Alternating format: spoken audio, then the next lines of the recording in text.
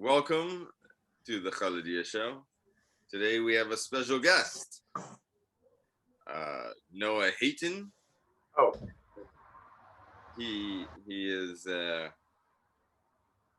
longtime friend, an artist. We are actually curated together by the Levantine Cultural Center back in the day here in Los Angeles, and for some reason we've remained friends. I do question that to this day.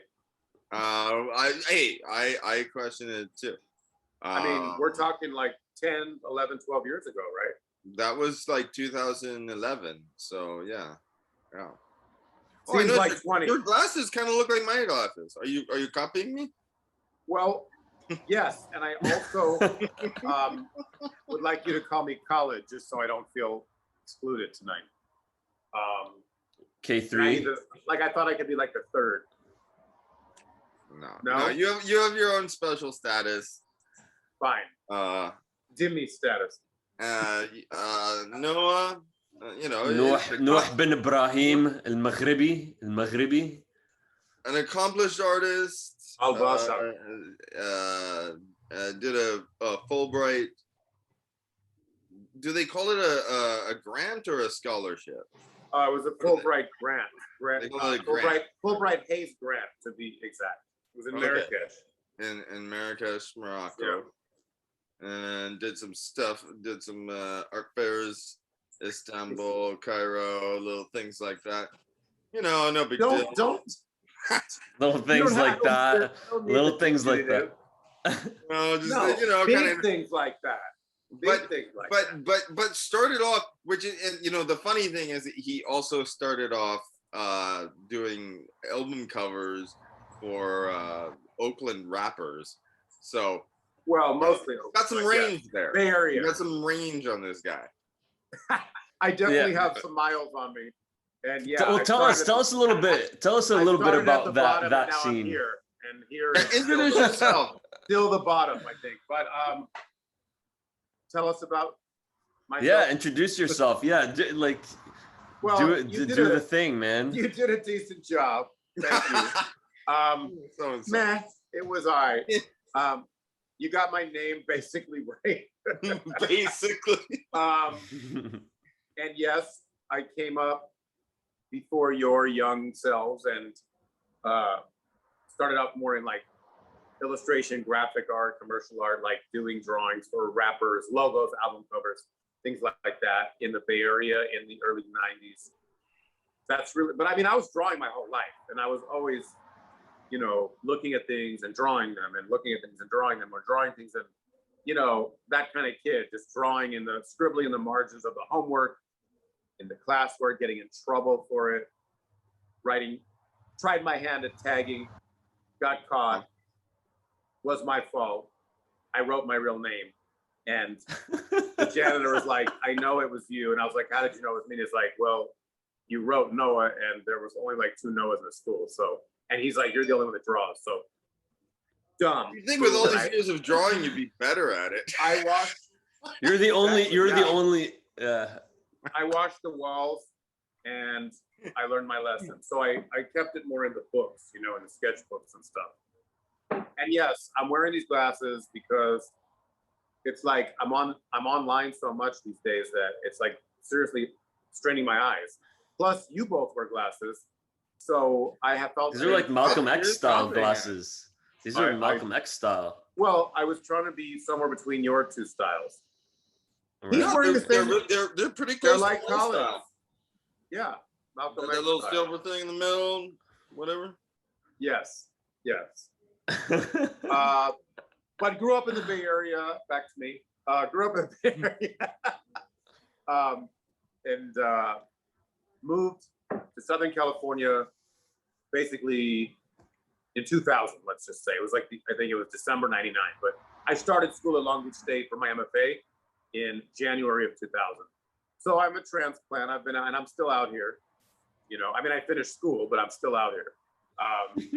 And married with a kid, dog, things like that. Big Daddy. Big Daddy is one of my nicknames. We love it when they call you Big Papa. I love that.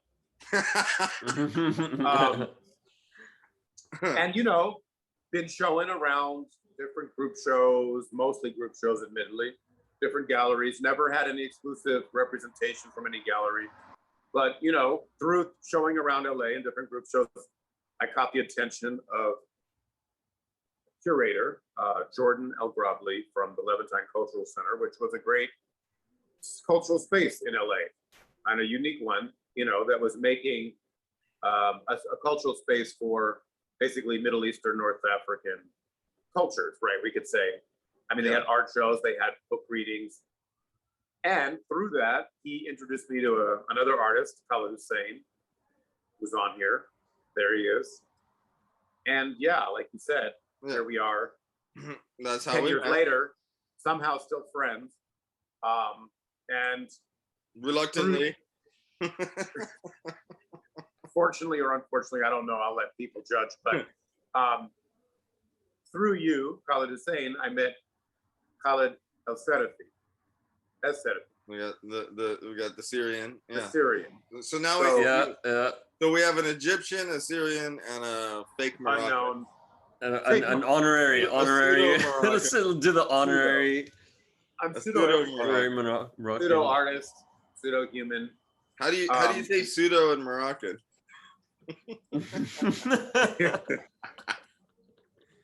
I want to say something funny, but I can't think of anything. It's not going to work. I don't know. Well, before we get into the Middle Eastern stuff, tell us about the picture you have in the back behind you. Oh, well, that is not my work, but I also collect work. I have a painting by Khaled Hussein here, or two or three, which I can actually get and show. So I have other artists in my collection. You know, I collect work, I trade work, I buy work from other artists, support other artists. This is a piece, a photographic print. I mean, from an original negative by the photographer who created that image for the first, or I believe it's the first, the Wu-Tang 36 Chambers album, the iconic album cover. Wow. Yeah. That's dope. Yeah, no, I've seen you've done a lot of you post a lot of your old work that was for different hip hop artists in the BayArea, and was it who? Yeah. I do that. Yeah, there were a few of them that you worked with who blew up eventually, right? Right. And I post a lot of that stuff. People really seem to be interested in that 20-something years later now. I guess the golden era, what people are calling the golden era of hip hop, which is like, you know, mostly 90s, maybe a little, in my opinion, it goes into the early 2000s were still the 90s. You know what I mean? But mostly the golden era existed in the 90s. Maybe the late 80s through the 90s and then into the beginning of the 2000s. But you were interviewed recently for a documentary. Yes. Right. Yeah, I've been on some documentaries and podcasts about the work. You know, like on BT and other. You want to drop some names? And, you know, do a little. Well, I mean, shout out to, you know, my friend now friend and DJ personality, radio personality, Kevin, DJ KBZ Fashizi up at KPOO in San Francisco. And I've been on, the Murder Master music show just had me on out of Southern Illinois. There's a bunch of things. So, I mean, shout out to everyone who's supporting and interested. And, you know, this is your moment to plug. Feel free to plug if you want to. I'll keep plugging. Must plug. Plug it up. Go ahead. Will plug. Thank you. I'll just keep plugging. Where do we find these documentaries? Where should we view them if we want to view them? Well, BET has the Nolan Chronicles. That's a documentary I was on. It was a 5-part docu-series, I believe. I was in the second episode. Yeah, but where the hell do you watch BET if you don't on have BET cable? Or on their website? Like, who has cable anymore? Some people do. Not But people that are. I mean, I guess maybe people who are into 90s hip hop because they're OGs, but go on their website. on their website. Do you have to Yes, subscribe? You can create some kind of account, I believe, through their website and watch it on their website. And the podcasts? Podcasts, I will have links. Well, I have links to some of them. And there's another one dropping on August 16th on Murder Master Music Show on their YouTube channel. So check that out. And then I'll create a link to that once it's up on my website. I mean, look, if you go to my website, to be honest with you, I need to upload a whole lot more artwork, but I do have a website. It's my name, NOH8TIN.com. And there's a page for the Golden Era rap graphic stuff that you mentioned, but there's also a page for my more fine art stuff my drawings and paintings some of which I've shown in galleries. And there are links to a couple different articles I received recently, like write-ups about my work in Voyage LA and Shout Out LA magazine. And so shout out to them for supporting Voyage LA and Shout Out LA. And both there are links to that on my website, NOH8TIN.com. And then there's also a couple links to a couple different hip hop focused podcasts that had me on as a guest about the graphic art and photography I did in 90s hip hop in the Bay Area. So you have enough. How am I doing with plugging? How am I doing? You have enough links to make a gold chain. Nice. The Pharaoh's got some bars. I like that. Bars. Did I do good with the plugging? Am I plugging enough? That was solid plugging. Nice. We can repost. We will repost those links on our venues and whatever platforms that we mess with. Nice. So, thank you. So let me ask you, how then did you go from that scene in the Bay Area, then you moved to LA? How did you transition into the Middle Eastern, North African? Yeah, how did the transformation happen? Dude, okay, Jewish dude who's doing hip hop album covers in the Bay Area, and suddenly you're in Marrakesh. How did that go down? I don't know, man. I just smoked something one day and I woke up there, and the rest is history. Moroccan Black, some Moroccan Black. Oh yeah. Yes. I haven't fully recovered, but basically, I mean, look, I got to give you the condensed version. But basically, like I said, after I've been working in the early 90s in hip hop graphics after I graduated Berkeley High School. And then I I did my undergrad in San Francisco at the Academy of Art, and I worked other part-time jobs. I worked at a bunch of different gyms in Oakland too. Were you a towel boy?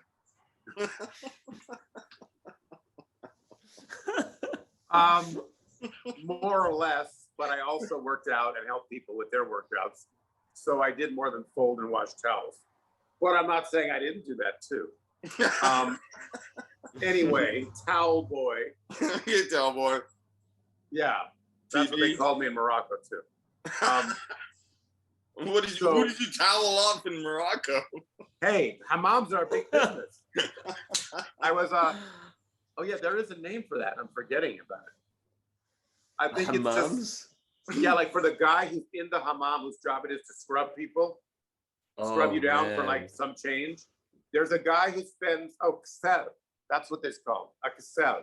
Ksel. I'm not saying it that way, but okay, the cloth. That that you scrub someone with. Oh yeah, the loofah. Yeah. Okay. So equivalent of a loofah or a lifa in Arabic. It would be the what? We call it a lifa, at least in my dialect. Yeah, but right. Lifa. Right. Well, okay, yeah. Moroccan dialect's the best, but here we go. Started. Now we're getting started. We're getting started. This is how my relationship with you started, by the way, which is always this shit talk on the Syrian dialect and how Moroccan. No, dialects I never. No. I never spoke Syrian. Moroccan dialect's the best, and Morocco's the best, and yeah, I'm not anti anyone else. I'm just pro Maghrebi. So please go ahead. The name of the guy who spends the whole day in the hammam, getting money tips to scrub people's backs mostly. it would be like calling him, like you said, if it's called like a loofah, then we calling him like the loofah or loofadero, Right. you know? Right. It's like loofahzadeh or something. Would they like crack your joints too? Kind of like Yes, a you chiropractor? can pay extra They for do the that. same thing in Syria, in the hammams in Syria. Yeah, There's like So, I this mean- big dude who just like, right. that's his thing. But he also must have the best skin in the world if you think about it. His whole job, 9 to 5, 5 days a week, is being in a steam bath. So the dude's skin must just be like flawless, right? I don't know. He I mean- might be like completely like pruned out from. That's like, true. Or he's Steam. dehydrated as fuck and he's like looks like a prune and he needs to drink water because he sweated everything out. So I don't even remember where I was at, but oh yeah, I moved from like basically January 2000. Then I relocated to Long Beach, California. Shout out to the LBC. And I didn't know anyone there, and I was kind of intimidated, to be honest, because I mean, I didn't know anyone. I moved to a new city for the first time where I didn't know anyone, and the only thing I heard about Long Beach that was like Snoop Dogg and all the, you know. I mean, with all this trouble in the LBC, And then I heard about all the drama in the LBC. Yeah, exactly. kind So, I've you know, heard. I don't know. Someone told me that it's kind of hard with all the drama in the LBC. that's right. It's kind of hard. But There was some guy Basically, with the dog. I met, you know, from going to school there and getting my degree over the like a few years, my graduate degree, my MFA. I met people, made friends, and some of these are friends for life. We're still friends, you know. That was 2003 when I graduated with my MFA. And originally I thought I'm going to move back to the Bay Area as soon as I get my degree. Well, that didn't happen. Life happened. And, you know, I was nomadic for a while, actually. Like literally, I mean, I was in LA after I graduated, like, you know, okay, I worked at a gallery. I worked as an assistant to an artist in Venice, Alexis Smith. You know, I did those type of jobs while I made work and got in a lot of, I was doing pretty well at getting in group shows. And just was doing that scene for a few more years after I graduated. And I was living up in West LA, Mar Vista area. And then, you know, I really— Shout out to Mar Vista. Shout out to Mar. Do they have a gang sign? They probably do. I don't know. Like MV. Okay. Shout out to MV. So I live in Mar Vista, by the way, just so everyone yeah, knows. it's nice. Yeah, It's you nice. should I know like the Mar gang Vista. signs then. It's I always should know like, them. dude, I'm sure it's like, I'm in Pasadena. It's probably 15 degrees cooler where you're at. Yeah, yeah. There is You know? there is a difference. Right. So basically, where was I? I took classes at Long Beach. I made friends. We're still friends for life. Then I worked at a gallery and I worked as an assistant to an artist in Venice, California. And then, you know, but the whole time, like, you know, I had an interest in travel and I hadn't traveled as much as like I wanted to. I had been, you know, I've been to like Hawaii and I've been to Mexico. As a California kid, that's not crazy, you know, impressive travel. You know, not that those aren't great places. I love them, but you know, I had been curious for years about traveling further abroad and certain places I wanted to go my whole life, like Egypt. I mean, my grandmother, my one living grandparent, is 101 years old, and she's out in West LA. She's met Khaled. She doesn't like him, but she's met him. And I told her I didn't either, but here we are. We're still friends. And you know, actually, she came to our show. She did. Yeah, she's been around a long time. She's 101. Yeah. So like anything I can think of, she was there in my life. Whoa, a cat just jumped out of the background. Yeah, that's my cat. He'll make appearances every now and then. Does he get like an This is the other honorarium? for guest his star. appearance? He's looking out Yeah. the window. He's got your back, dude. He's looking out the window. Oh yeah, behind you. oh yeah. This is Antar. This guy's like, you don't mess around with Antar. Please go on. Hey, tell your cat to stop interrupting my life story. Well, the So- cat wants a profile too, you know? It's like, Right. who's this douche? Every cat has his day. So, you know, after a few years of doing the LA gallery hopping, you know, working for a pretty big name artist, you know, as an assistant, I was like, well, I had a friend from college, you know, who also lived in Long Beach, who is Moroccan. And he had invited me to come out there and stay with his family. And I was like, wow, you know, everything I've heard about Morocco, it sounds really interesting. And when I started saying about my grandmother was, she to this day will tell me a story that when I was 7 years old, she was leaving on a trip. I was visiting LA because I grew up in the Bay Area, but I was there visiting LA, and I guess my grandmother and grandfather were leaving for Egypt, you know, as a trip. They had never been. And I said, take me, she'll tell you that I said, at 7 years old, I said, take me with you. My whole life, I've wanted to go to Egypt. You know? Dunya. Right. Dunya. Right. Mos. And I ended up in the fatherland, but we'll talk about that more later. But yes, I mean, the papyrus scroll drawings, hieroglyphics, stuff like that was just stuff that I loved growing up whenever I saw it. You know, I feel like it influenced my drawing style. Like things were often flat and graphic and in profile. You know, that's definitely ancient Egyptian art is a big influence, I think, in my drawing style. So apparently I just wanted to go there since I was a kid.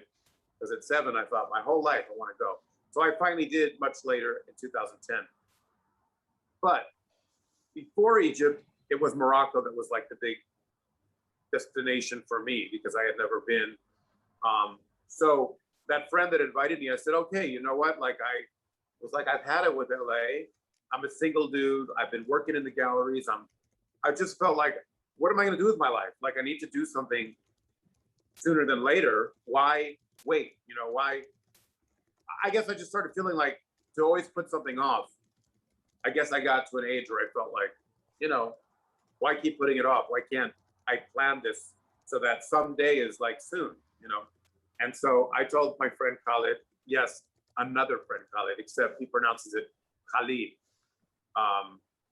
So yeah, you know, I made my way through Europe, had a great time.